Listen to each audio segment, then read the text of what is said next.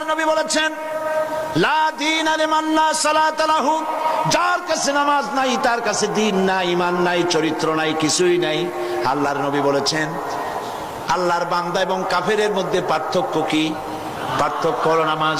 যে নামাজ পড়ে সে আল্লাহর বান্দা, যে নামাজ পড়ে না সে ব্যক্তি কুফরি করলো।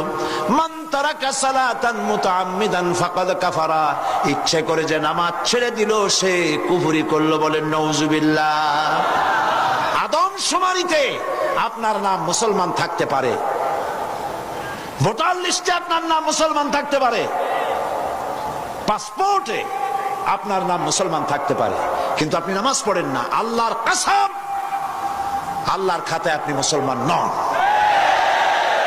আপনি দেশের প্রেসিডেন্ট, প্রধানমন্ত্রী হতে পারেন, পররাষ্ট্র স্বরাষ্ট্রমন্ত্রী হতে পারেন, পুলিশ আপনাকে স্যালুট দেয়, বিডিআর স্যালুট মারে, সবই ঠিক আছে, কিন্তু আপনি যদি নামাজ না পড়েন, আমার দেশের সদর ঘাটে কুলি বোঝাটা নিয়ে পেট চালায়, যে সেই কুলিটা যদি নামাজি হয়, দিনদার হয়, পরহেজগার হয়, আল্লাহরে ভয় করে, তাহলে বেনামাজি প্রেসিডেন্ট, বেনামাজি প্রধানমন্ত্রী, বেনামাজি মন্ত্রীর চাইতে আল্লাহর কাছে কুলি, মাঝি, রিকশাওয়ালার মর্যাদা হাজার হাজার গুণ বেশি।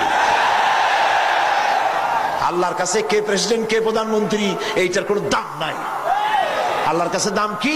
ইন্না আকরামাকুম ইনদাল্লাহি আতকাকুম। আল্লাহর কাছে মূল্য হচ্ছে তার যে ব্যক্তি আল্লাহকে তোমাদের মধ্যে বেশি ভয় করে।